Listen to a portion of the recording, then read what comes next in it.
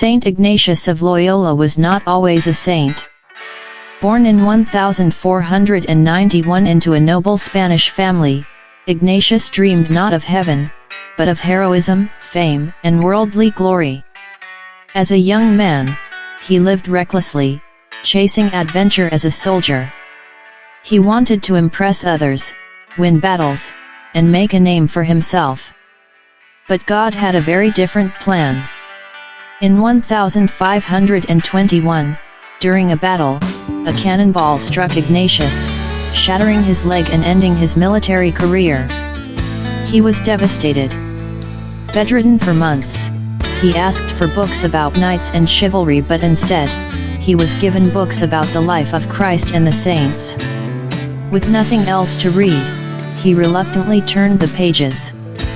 And slowly, something began to change. He noticed a difference. When he imagined himself as a brave knight, the joy would fade. But when he thought of becoming like Saint Francis or Saint Dominic, he felt a peace that lasted. God was awakening his soul. Once healed, Ignatius limped away not toward war, but toward God. He gave up everything and lived in poverty, prayer, and service. He spent months in silence and deep reflection, where he wrote his spiritual masterpiece, The Spiritual Exercises, a guide for growing closer to God.